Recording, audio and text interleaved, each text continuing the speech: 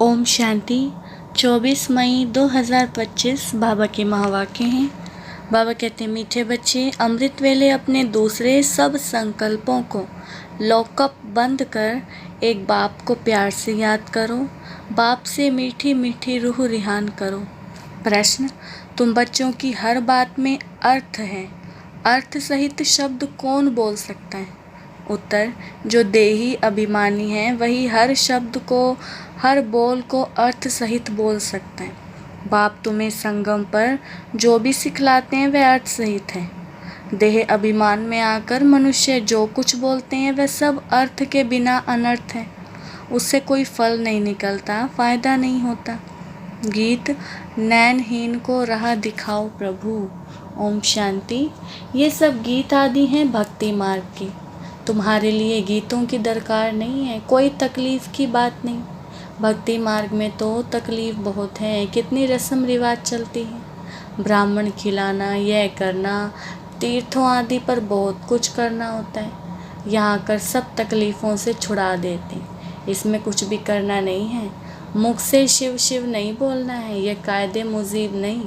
इनसे कोई फल नहीं मिलेगा। बाप कहते हैं, यह अंदर में समझना है मैं आत्मा हूँ। बाप ने कहा है हमको याद करो, अंतर्मुखी हो, बाप को ही याद करना है। तो बाप प्रतिज्ञा करते हैं तुम्हारे पाप भस्म हो जाएंगे। यह है योग अग्नि, जिससे तुम्हारे विकर्म विनाश हो जाएंगे, फिर तुम वापस चले जाएंगे। हिस्ट्री रिपीट होती है। यह सब अपने साथ बातें करने की युक्तियाँ हैं। अपने साथ रूह रिहान करते रहो। बाप कहते हैं, मैं कल्प कल्प तुमको यह युक्ति बताता हूँ। यह भी जानते हैं धीरे धीरे यह झाड़ वृद्धि को पाएगा। माया का तूफान भी इस समय है, जबकि मैं आकर तुम बच्चों को माया के बंधन से छुड़ाता हूँ। सतयुग में कोई बंधन नहीं होता। यह पुरुषोत्तम युग भी अभी तुमको अर्थ सहित बुद्धि में है। यहाँ हर बात अर्थ सहित ही है। देह अभिमानी जो होंगे बात करेंगे सो अनर्थ, देही अभिमानी जो बात करेंगे अर्थ सहित, उनसे फल निकलेगा। भक्ति मार्ग में कितनी डिफ़िकल्टी होती है। समझते हैं तीर्थ यात्रा करना, ये सब भगवान के पास पहुँचने के रास्ते, परंतु बच्चों ने अब समझा है वापस कोई एक भी जा नहीं सकता। पहले नंबर में जो विश्व के मालिक लक्ष्मी नारायण थे, उनके 84 जन्म बता देते हैं, तो फिर और कोई छूट कैसे सकता है? सब चक्र में आते हैं, तो कृष्ण के लिए कैसे कहेंगे कि वह सदैव कायम है ही? हाँ, कृष्ण का नाम रूप तो चला गया, बाकी आत्मा तो है ही, किस ना किस रूप में। यह सब बातें बच्चों को बाप ने आकर समझाई हैं। यह पढ़ाई है, स्टूडेंट लाइफ में ध्यान देना है। रोज़ाना टाइम मुकर्रर कर दो अपना चार्ट लिखने का। व्यापारी लोगों को बहुत बंधन रहता है, नौकरी करने वालों पर बंधन नहीं रहता। नौकरी करने वालों पर बंधन नहीं रहता, वह तो अपना काम पूरा किया और खलास। व्यापारियों के पास तो कभी ग्राहक आए तो सप्लाई करना पड़े, बुद्धि योग बाहर चला जाता है। तो कोशिश कर समय निकालना चाहिए। अमृत वेले का समय अच्छा है, उस समय बाहर के विचारों को लॉकअप कर देना चाहिए। कोई भी ख्याल ना आए, बाप की याद रहे। बाप की महिमा में लिख देना चाहिए, बाबा ज्ञान का सागर पतित पावन है। बाबा हमको विश्व का मालिक बनाते हैं, उनकी श्रीमत पर चलना है। सबसे अच्छी मत मिलती है मन मना भव, दूसरा कोई बोल ना सके। कल्प कल्प यह मत मिलती है, तमो प्रधान से सतो प्रधान बनने की। बाप सिर्फ कहते हैं माम एकम याद करो, इसको कहा जाता है वशीकरण मंत्र। अर्थ सहित याद करने से खुशी होगी। बाप कहते हैं अव्यय विचारी याद चाहिए। जैसे भक्ति में एक शिव की पूजा अव्यय विचारी है, फिर व्यभिचारी होने से अनेकों की भक्ति करते हैं। पहले थी अद्वैत भक्ति, एक की भक्ति करते थे, ज्ञान भी उस एक का ही सुनना है। तुम बच्चे जिसकी भक्ति करते थे वह स्वयं तुम्हें समझा रही हैं। मीठे मीठे बच्चे, अभी मैं आया हूँ, यह भक्ति कल्ट अभी पूरा हुआ। तुमने ही पहले पहले एक शिव बाबा का मंदिर बनाया। उस समय तुम अव्यभिचारी भक्त थे, इसलिए बहुत सुखी थे।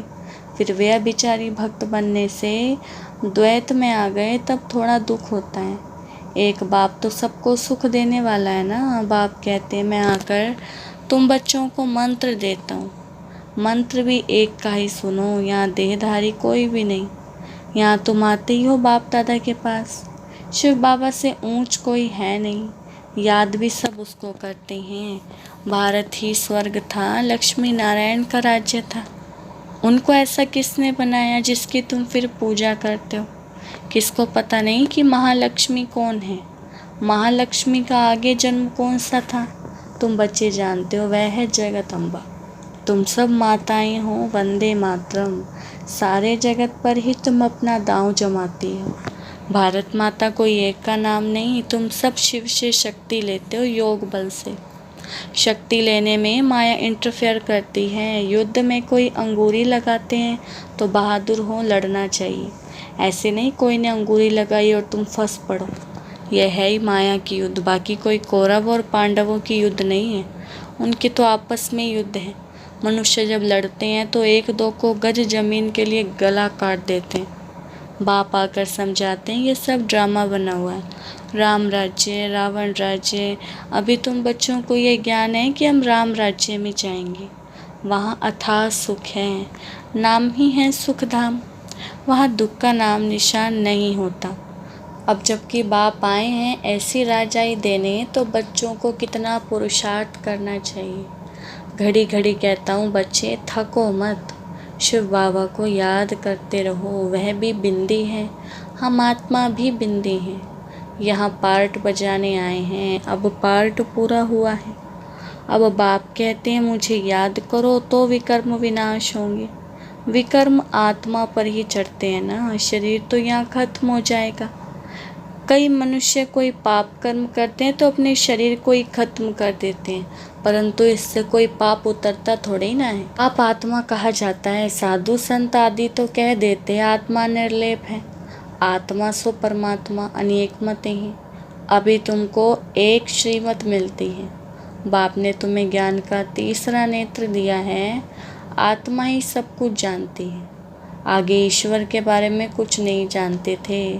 सृष्टि चक्र कैसे फिरता है, आत्मा कितनी छोटी है, पहले पहले आत्मा का रियलाइजेशन कराते हैं। आत्मा बहुत सूक्ष्म है, उनका साक्षात्कार होता है। वह सब हैं भक्ति मार्ग की बातें, ज्ञान की बातें बाप ही समझाते हैं। वह भृकुटी के बीच में आकर बैठते हैं बाजू में, यह भी झट समझ लेते हैं। यह सब हैं नई बातें जो बाप ही बैठकर समझाते हैं।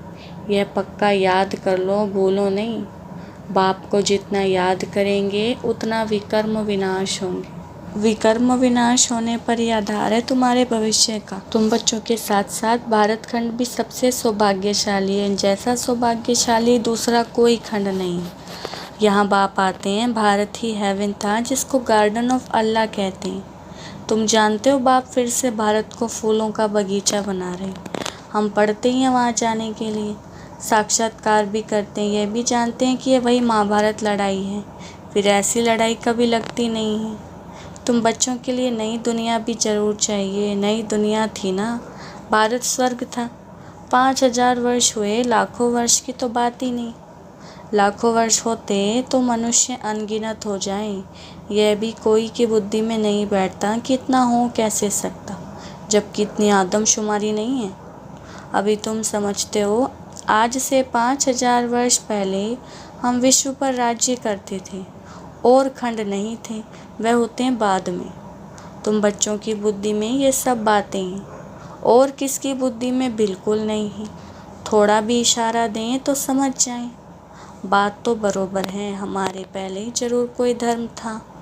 अभी तुम समझा सकते हो कि एक आदि सनातन देवी देवता धर्म था, वह प्रायलोप हो गया है। कोई अपने को देवता धर्म के कह नहीं सकते, समझते ही नहीं हैं कि हम आदि सनातन देवी देवता धर्म के थे। फिर मैं धर्म कहाँ गया, हिंदू धर्म कहाँ से आया? कोई का भी इन बातों में चिंतन नहीं चलता है। तुम बच्चे समझा सकते हो, बाप तो ज्ञान का सागर है, ज्ञान की अथॉरिटी है, तो ज़रूर आकर ज्ञान सुनाया होगा। ज्ञान से ही सद्गति होती है, इसमें प्रेरणा की कोई बात नहीं। बाप कहते जैसे अब आए हैं वैसे कल्प कल्प आता हूँ। कल्प बाद भी आकर फिर सब बच्चों से मिलेंगे। तुम भी ऐसे चक्कर लगाते हो, राज्य लेते हो, फिर गवाते हो। यह बेहद का नाटक है। तुम सभी एक्टर्स हो। आत्मा एक्टर होकर क्रिएटर, डायरेक्टर, मुख्य एक्टर को ना जान तो वह क्या काम की। तुम बच्चे जानते हो कैसे आत्मा शरीर धारण करती है और पार्ट बजाती है। अब फिर वापस जाना है। अब इस पुरानी दुनिया का अंत है। कितनी सहज बात है। तुम बच्चे ही जानते हो। बाप देखो गुप्त बैठे हैं। गोदरी में करतार देखा, अब देखा कहीं या जाना कहीं, बात एक ही है। आत्मा को देख सकते हैं परंतु उससे कोई फायदा नहीं। कोई को समझ में आ ना सके। नोदा भक्ति में बहुत साक्षात्कार करते हैं। आगे तुम बच्चे भी कितने साक्षात्कार करते थे। बहुत प्रोग्राम आते थे। फिर पिछाड़ी में ये खेल पाल तुम देखेंगे।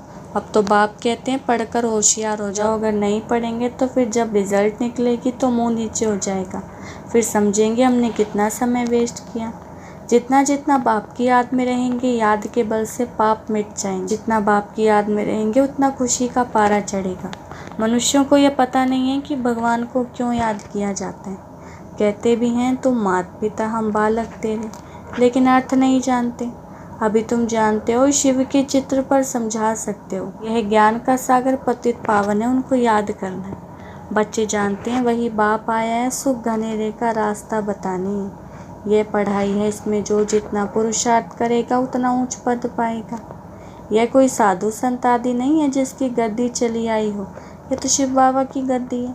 ऐसे नहीं है जाएगा दूसरा कोई गद्दी पर बैठेगा। बाप तो सबको ही साथ ले जाएंगे। कई बच्चे व्यर्थ ख्यालातों में अपना समय वेस्ट करते हैं। सोचते हैं खूब धन इकट्ठा करें, पुत्र पोत्रे खाएंगे, बाद में काम आएगा। बैंक लॉकर में जमा करें, बाल बच्चे खाते रहेंगे। परंतु किसको भी गवर्नमेंट छोड़ेगी नहीं, इसलिए उसका जास्ती ख्याल ना कर अपनी भविष्य कमाई में लग जाना चाहिए। अब बच्चों को पुरुषार्थ करना है, ऐसे नहीं कि ड्रामा में होगा तो करेंगे। पुरुषार्थ बिगड़ खाना भी नहीं मिलता, परंतु किसकी तकदीर में नहीं है तो फिर ऐसे ऐसे ख्यालात आ जाते हैं। तकदीर में ही नहीं है तो फिर ईश्वरीय तदबीर भी क्या करेंगे। जिनकी तकदीर में वह क्षेत्र धारण करते और कराते हैं। बाप तुम्हारा टीचर भी है, गुरु भी है, तो उनको याद करना चाहिए। सबसे प्रिय बाप, टीचर और गुरु ही होते हैं, उनको तो याद करना चाहिए। बाप युक्तियाँ तो बहुत बतलाते हैं। तुम साधु संत आदि को भी निमंत्रण दे सकते हो। अच्छा, मीठे मीठे सिकिलदे बच्चों प्रति माता पिता बाप दादा का याद प्यार और गुड मॉर्निंग। रूहानी बाप की रूहानी बच्चों को नमस्ते। हम रूहानी बच्चों की रूहानी बाप दादा को नमस्ते नमस्ते, गुड मॉर्निंग। धारणा के लिए मुख्य सार। पहला पॉइंट है पुरुषार्थ कर अपनी भविष्य कमाई में लग जाना है। ड्रामा में होगा तो कर लेंगे, यह कहकर पुरुषार्थहीन नहीं बनना है। दूसरा पॉइंट है सारे दिन में जो भी पाप होते हैं या किसी को दुख देते हैं तो नोट करना है। सच्चाई से बाप को सुनाना है। साफ दिल बन एक बाप की याद से सब हिसाब किताब चुकतू करने। बाबा ने वरदान दिया है ताज और तख्त को सदा कायम रखने वाले निरंतर स्वतः योगी भव। वरदान का विस्तार है वर्तमान समय बाप द्वारा सभी बच्चों को ताज और तख्त मिलता है। अभी का यह ताज व तख्त अनेक जन्मों के लिए ताज तख्त प्राप्त कराता है। विश्व कल्याण की जिम्मेवारी का ताज और बाप दादा का दिल तख्त सदा कायम रहे तो निरंतर स्वतः योगी बन जाएंगे। उन्हें किसी भी प्रकार की मेहनत करने की बात नहीं, क्योंकि एक तो संबंध समीप का है, दूसरा प्राप्ति अखुट है, और जहाँ प्राप्ति होती है वहाँ स्वतः याद होती है। स्लोगन है प्लेन बुद्धि से प्लान को प्रैक्टिकल में लाओ तो सफलता समाई हुई है। अव्यक्त इशारे रूहानी रॉयल्टी और प्योरिटी की पर्सनैलिटी धारण करो। दुख अशांति की उत्पत्ति अपवित्रता से होती है। जहाँ अपवित्रता नहीं वहाँ दुख अशांति कहाँ से आई। आप सब पतित पावन बाप के बच्चे मास्टर पतित पावन हो, तो जो औरों को पतित से पावन बनाने वाले हैं वे स्वयं तो पावन होंगे। ऐसी पावन पवित्र आत्माओं के पास सुख और शांति स्वतः ही है। सबसे बड़े ते बड़ी महानता ही है पावन बनना। आज भी इसी महानता के आगे सभी सिर झुकाते हैं। अच्छा, ओम शांति।